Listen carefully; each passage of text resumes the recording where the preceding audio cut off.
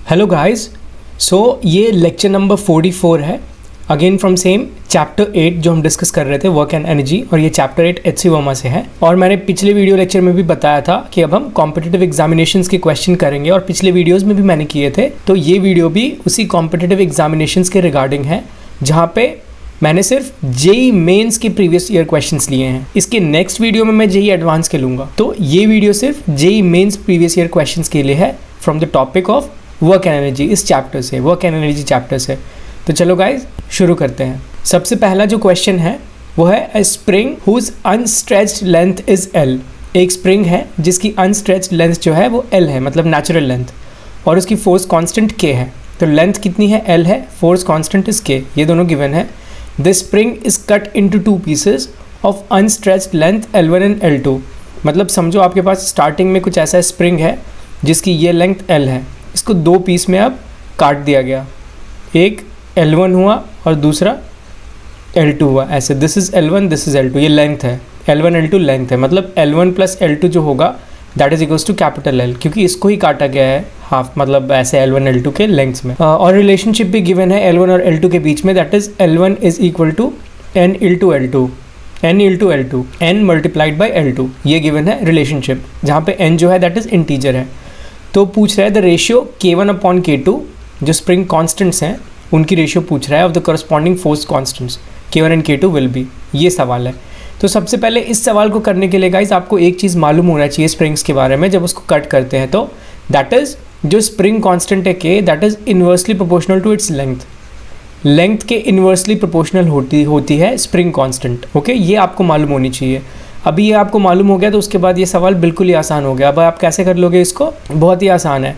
L1 और L2 है तो आप जस्ट क्या करोगे, आपको K1 और K2 के बीच के रेशियो को निकालना है। तो जो K1 होगा that is inversely proportional to 1 upon L1, और जो K2 होगा that is inversely proportional to 1 upon L2, ये होगा।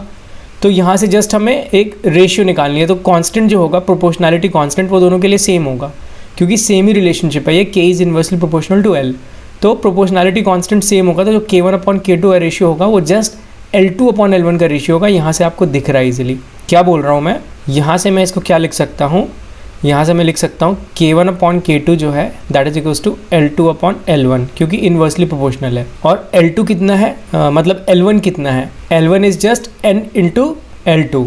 तो यहाँ पे मैं इसको डायरेक्ट लिख सकता हूँ N into L2, so that is equals to 1 upon N, which is the answer. So ये सवाल बहुत ईजी था गाइस, जस्ट आपको ये रिलेशनशिप मालूम होनी चाहिए, that is K is inversely proportional to the length of the spring. और जैसे ही आपको ये मालूम हो गया, जस्ट आप इसको यहाँ पे अप्लाई कर दो। K1 is inversely proportional to N1 and K2 is inversely proportional to L2।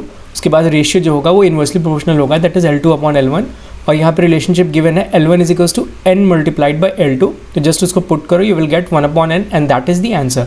4 option थे, उसमें एक ऑप्शन 1 अपॉन N था, that will be the answer. तो ये बहुत ही ईजी सवाल था। अभी नेक्स्ट सवाल की ओर बढ़ते हैं। तो दूसरा क्वेश्चन भी सेम जेई मेंस 2019 का है जो पहला था, और ये क्वेश्चन है a block of mass small m lying on a smooth horizontal surface is attached to a spring of spring constant K।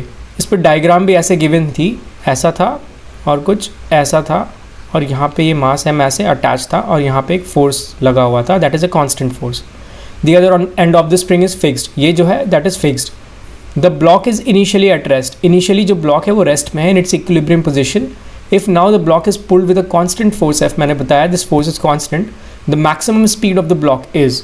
ये बहुत ही अच्छा सवाल है। मतलब ऐसा नहीं कि आपको ये हो नहीं पाएगा, आपसे ये बन नहीं पाएगा, नहीं, आप इजीली बना लोगे उसको, बट यहाँ पे समझने के लिए कॉन्सेप्ट बहुत अच्छा है ये। यहाँ पे बहुत लोगों को ऐसे दिक्कत हो सकती है कि इस ब्लॉक की मोशन कैसे होगी, तो उस मोशन को पहले मैं डिस्कस करना चाहता हूँ यहाँ पे। इसकी एनालॉजी आप इससे बना सकते हो कि एक यहाँ पे जो स्प्रिंग है वर्टिकली वो mg, यहाँ पे ऐसे इस पर फोर्स लग रहा है, दिस इज mg फोर्स लग रहा है, और स्प्रिंग फोर्स जब ये नीचे जाएगा ऐसा, तो स्प्रिंग फोर्स ऊपर लगेगा। तो इसकी एक ये वो पोजीशन होगी जहाँ पे kx और mg इक्वल होगा, this mg is equals to kx, that is basically the mean position, वो मीन पोजीशन होगा।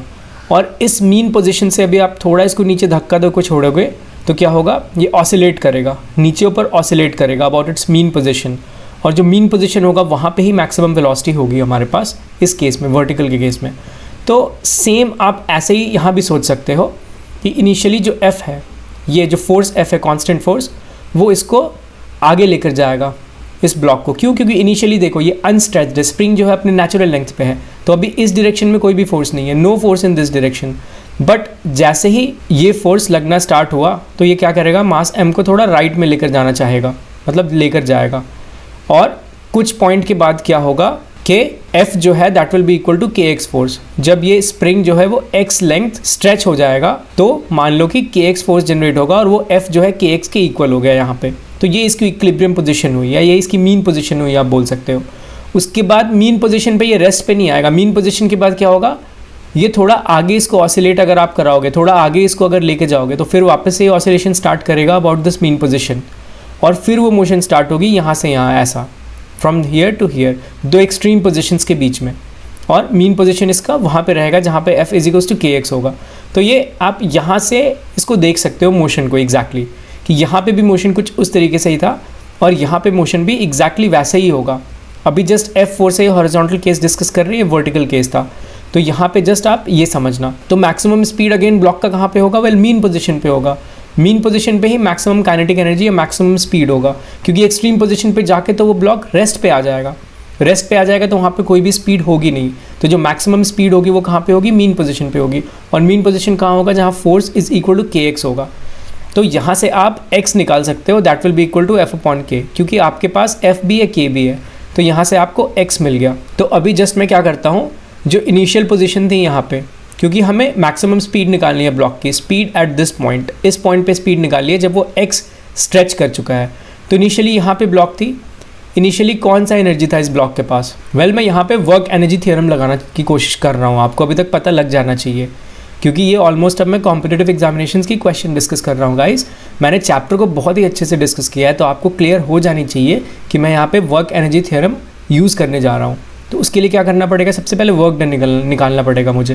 तो ये फर्स्ट पोजीशन है इनिशियल पोजीशन, और ये सेकंड पोजीशन है फाइनल पोजीशन इक्विलिब्रियम वाला। तो इन दोनों के बीच में मुझे वर्क एनर्जी थ्योरम निकालना है। तो वर्क डन क्या हो रहा है, एक ये F फोर्स जो है वो कर रहा है F multiplied by x, force इस डायरेक्शन में, डिस्प्लेसमेंट भी उस डायरेक्शन में हो रहा है, और दूसरा स्प्रिंग के कारण वर्क डन। तो स्प्रिंग के कारण जो वर्क डन होगा दैट विल बी व्हाट, देखो स्प्रिंग फोर्स अभी क्या होगा, इस डायरेक्शन में लग रहा है बट डिस्प्लेसमेंट राइट के डायरेक्शन में है, तो जो वर्क डन होगा वो -12 kx स्क्वायर हो जाएगा this. So this is basically work done. यहाँ पे दो ही फोर्स वर्क डन कर रही है, एक ये और एक स्प्रिंग फोर्स, और ग्रेविटी तो नहीं कर रहा है क्योंकि हॉरिजॉन्टल है, मतलब एक ही डेटा में मैं उसको ही जीरो मान लेता हूँ, तो कोई भी ग्रेविटेशनल पोटेंशियल एनर्जी लेने की जरूरत नहीं है। So this work done is equals to change in kinetic energy. Initial kinetic energy zero क्योंकि वेलोसिटी जीरो है, और ये जो फाइनल है kinetic energy that is basically what, जो हमें की मैक्सिमम स्पीड देगा। तो half m v max square आप इसको बोल दो, that will be v max square, और ये v मैक्स ही हमें चाहिए। तो यहाँ पे जो x है वो आप f अपॉन k पुट कर दोगे, f into x is what f upon k minus of half k, again यहाँ पे f अपॉन k स्क्वायर होगा, तो that is f square upon k square, that is equals to what half m v square. अभी मैं v लिखता हूँ, that is basically v max square है ये। सो यहाँ से आप इसको अगर देखो तो f square upon k minus ये k और ये k कैंसिल हो जाएगा, this is f square upon 2k, that is equals to half m v square. ये क्या होगा, 1 minus half that is half, तो f square upon 2k that is equals to 1 upon 2 m v square, ये होगा 2 cancel out हो गया। सो v max यहाँ से कितना आ गया, f square upon m k under root, so that is what v max is f upon root under M K. ये अपने पास आंसर हो गया, this is basically V max. तो ये भी गाइज बहुत ही टफ क्वेश्चन नहीं था, बट आपको मोशन का पता होना चाहिए।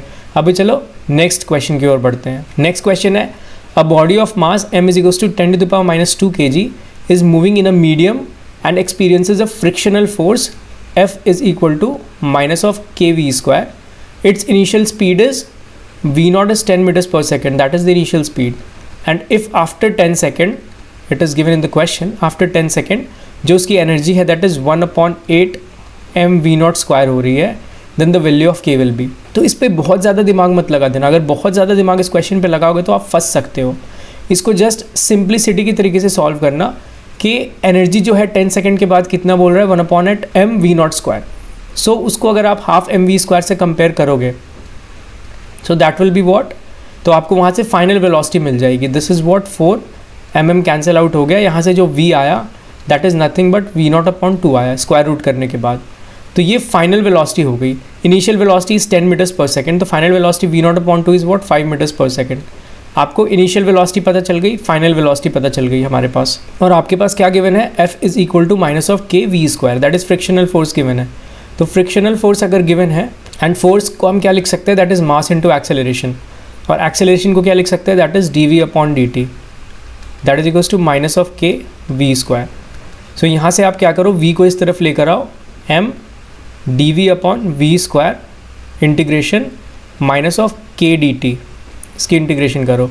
तो at time t is equal to 0 क्या था हमारे पास, velocity 10, at time t is equals to 10 seconds जो है आपके पास वेलोसिटी क्या है, दैट इज़ 5, ये है। सो यहाँ से इसको इंटीग्रेट करोगे आप तो क्या होगा, -m और 1/v होगा इसका integration, so that is 1/5 -1/10 and that is equals to -k multiplied by 10।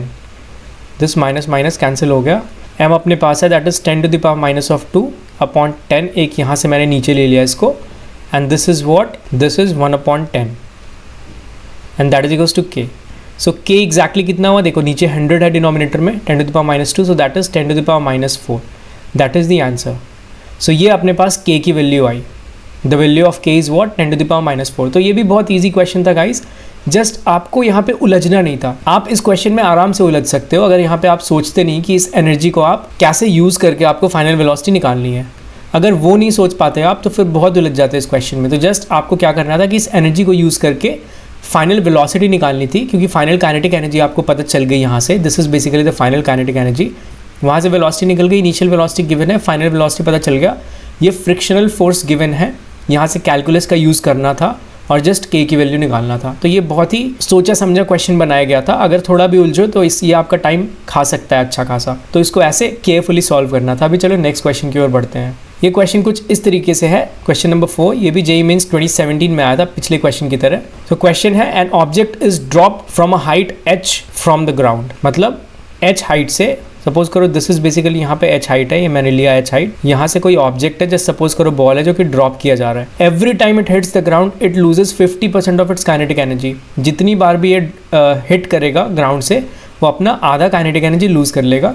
तो कह रहा है the total distance covered as t tends to infinity, जब टाइम टेंड्स टू इन्फिनिटी होगा तो एक कितना डिस्टेंस कवर करेगा। तो गाइज ये भी अच्छा सवाल है, यहाँ पे थोड़ा मैं ज्योमेट्रिक प्रोग्रेशन का यूज़ करूँगा, सम ऑफ अ GP। तो इन्फिनाइट GP है, आपको उसका अगर सम निकालना है तो सम ऑफ एन इन्फिनाइट GP आपको पता होना चाहिए, that is first term that is a/1 minus r, r is what, r is the ratio मतलब अगर GP a1, a2, a3 ऐसा है, दिस इज ज्योमेट्रिक प्रोग्रेशन, तो a2/a1 is equals to a3/a2 like this, ये एक common ratio है and that is basically r, इसको मैं r ले रहा हूँ, तो a/1 minus of r that is basically the sum of an infinite GP। लेकिन यहाँ पे एक ऐसी भी चीज़ है that r must be less than 1, r जो है 1 से छोटा होना चाहिए, this is basically the condition. So यहाँ पे इनिशियली देखो बॉल को स्मॉल h हाइट से ड्रॉप किया गया, तो नीचे जाने के बाद इसकी वेलोसिटी क्या हो जाएगी, वेल आप इक्वेशन से भी निकाल सकते हो। इनिशियली वेलोसिटी 0 है, acceleration is plus of g and height is h, ये हमें मालूम है। तो यहाँ से आप क्या यूज़ करोगे, v² minus of u² is equal to 2gh, so v is what, that is √2gh, ये इजीली है। ये मतलब यहाँ पे जब ये जाएगा तो वेलोसिटी कितनी होगी उसकी, √2gh होगी। तो काइनेटिक एनर्जी कितनी होगी, well half m into v², that is 2gh, ये होगी। तो जस्ट टकराने से पहले काइनेटिक एनर्जी इतनी होगी, टकराने से पहले, तो टकराने के बाद कितनी होगी, इसकी हाफ हो जाएगी काइनेटिक एनर्जी। तो अब m और ये हाफ तो कांस्टेंट है, this term is constant, half यहाँ से होगी, तो वेलोसिटी कितनी हो जाएगी टकराने के बाद, वेल इसका अंडर रूट करना पड़ेगा because this is v², 2gh/2 जो होगा टकराने के बाद that is nothing but v², तो उसका अंडर रूट करना पड़ेगा, मतलब √2gh/√2, ये होगा उसके बाद वेलोसिटी। तो इस वेलोसिटी से वो कितनी हाइट तक जा पाएगा, वेल अगेन आपको इक्वेशन यूज़ करना पड़ेगा। वेलोसिटी कितनी होगी, √2gh/√2 और एक्सेलरेशन कितना होगा, that is minus of g, और हमें वेलोसिटी जो होगी फाइनल दैट इज़ 0। तो यहाँ से आपको हाइट निकालना पड़ेगा, that will be what, v² minus of u², that is 2gh/2, u² is equals to minus of 2g and आपको x निकालना है। तो 2g कैंसिल आउट हो गया, this x is what, h/2, तो x कितना है, मतलब अभी सेकेंड टाइम टकराने के बाद वो h/2 जा पाएगा। तो इनिशियली h था, h/2 गया, अभी h/2 तक ये गया बॉल एक बार टकराने के बाद, तो वापस भी तो आएगा ये, एक बार ऊपर गया h/2 तक, अब वापस यहाँ से नीचे आएगा ऐसा। तो h/2 क्या होगा, 2 बार ये तय करेगा ऐसे, इसको प्लस कर दो जो डिस्टेंस ट्रैवल कर रहा है, h plus of h/2 plus of h/2। उसके बाद वापस से ये टकराएगा, वापस से टकराने के बाद अभी ये वापस से /2 हो जाएगा दिस वन। तो वापस से /2 हुआ तो वेलोसिटी अभी कितनी हुई, इनटू अगेन एक √2 कर दो, तो दैट इज √2gh/2 हो गया। तो √2gh/2 हो गया अपने पास। तो यहाँ पे एक और 2 आ जाएगा ऐसा, क्योंकि 2 हो गया, अब 2 का स्क्वायर दैट इज़ 4, तो यहाँ पे 4 हो गया, तो h/4 हो गया अपने पास। तो that will B h/4 plus of h/4। उसके बाद फिर आप करोगे तो h/8 प्लस ऑफ h/8 ऐसा होगा, फिर करोगे तो h/16 प्लस ऑफ h/16, फिर h/32 प्लस h/32 ऐसा होगा। तो ये इस मैनर में जा रही है बॉल, और 2 टाइम इसलिए ले रहा हूँ क्योंकि एक बार जाने में एक बार आने में ऐसा, उसके बाद टकरा के वापस ड्रॉप हो गई, तो ऐसा ट्रेंड चल रहा है हमारे पास। तो इसको अगर मैं ऐड करता हूँ तो पहला h plus of h/2 plus of h/2 that is h plus of again h/4 plus h/4 is h/2 plus of h/4 plus of h/8 and so on up to infinity, ये infinity तक जाएगा। सो एक h को मैं बाहर रखता हूँ ताकि ये एक हमारे पास ज्योमेट्रिक प्रोग्रेशन बने, इन्फिनाइट GP बने, और उसकी रेशियो कितनी है, जो कॉमन रेशियो है that is h/2 upon h that is half. तो कॉमन रेशियो इज हाफ है, फर्स्ट टर्म इज h, तो मैंने बताया था first term is h, so h/1 minus common ratio is half which is lesser than 1, so that is half. ये कितना हुआ, h plus of h/1 minus of half is half, तो ये 2 ऊपर जाएगा, तो अपने पास कितना होगा, well that is 2h, so h plus of 2h होगा अपने पास, that is nothing but 3h। तो this will be basically the answer, ये 3h हमारे पास आंसर होगा। मतलब जो टोटल डिस्टेंस कवर करेगा as t tends to infinity वो ऑब्जेक्ट, वो कितना होगा, 3h होगा। तो ये बहुत खूबसूरत सा सवाल था गाइस, आपको ज्योमेट्रिक प्रोग्रेशन पता होना चाहिए इस क्वेश्चन को करने के लिए, और सम ऑफ इन्फिनाइट GP भी पता होना चाहिए a/1 minus of r, but यहाँ पे कंडीशन भी पता होना चाहिए that r must be less than 1, तभी आप लगा सकते हो इस फॉर्मूला को, वरना नहीं लगा सकते।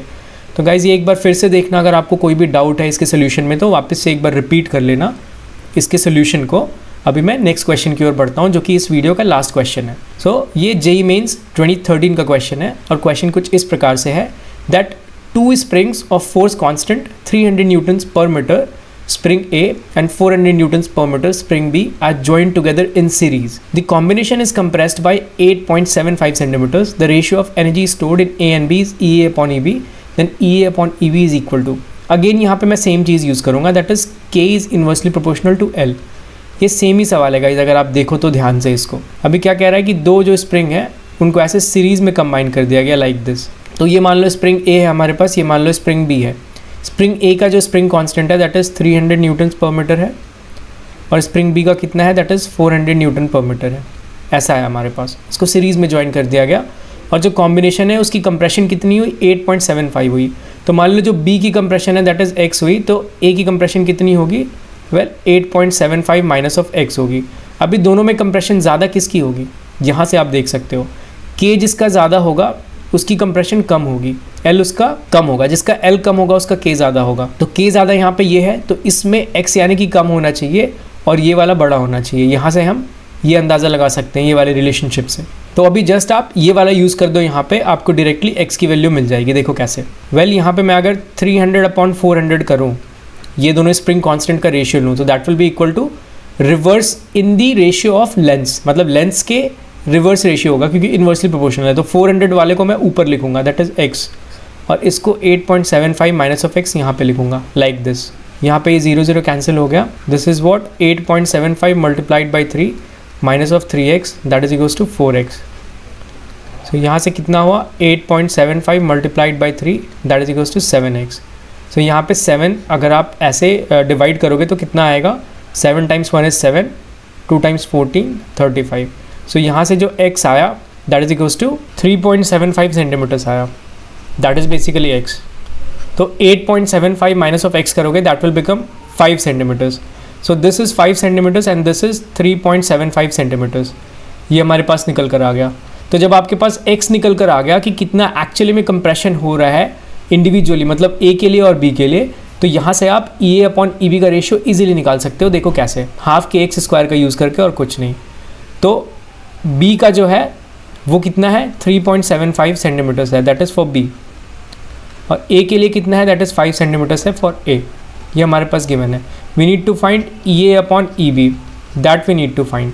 ओके, तो सबसे पहले ई ए का निकालोगे तो that is half into K. What is K ए?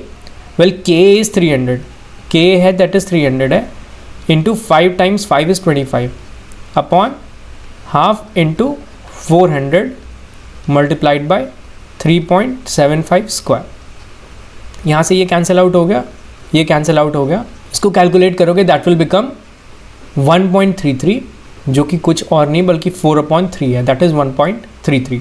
तो ऑप्शन में यही गिवन था, एक ऑप्शन था 4/3, so that will be basically the answer. तो ये भी गाइस बहुत ही सिंपल क्वेश्चन था, जस्ट आपको ये वाला रिलेशन अगेन पता होना चाहिए, इसीलिए मैंने इसको पहले ही डिस्कस किया था और इससे रिलेटेड ये दूसरा सवाल भी लिया ताकि आपको ये अच्छे से पता हो जाए। क्योंकि जेईई मेंस में देखो इस टाइप के क्वेश्चन रिपीट हो रहे हैं, मतलब पहले भी आया था 2013 में और उसके बाद फिर कब आया वो 2019 में आया। ये 2019 का क्वेश्चन था। तो गाइज़ ये थे ये 5 बेहतरीन क्वेश्चन इस वीडियो के, जो कि मैंने सिर्फ जेईई मेन से लिया था।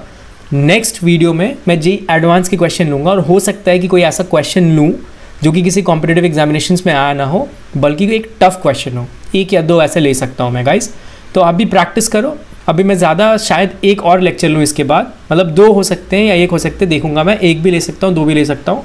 उसके बाद फिर नेक्स्ट चैप्टर की ओर बढ़ेंगे गाइस। तब तक के लिए आप खुद भी प्रैक्टिस करते रहो इस चैप्टर से, और पीछे जितने चैप्टर्स मैंने कंप्लीट करवाए उन सब से भी प्रैक्टिस करते रहो गाइस।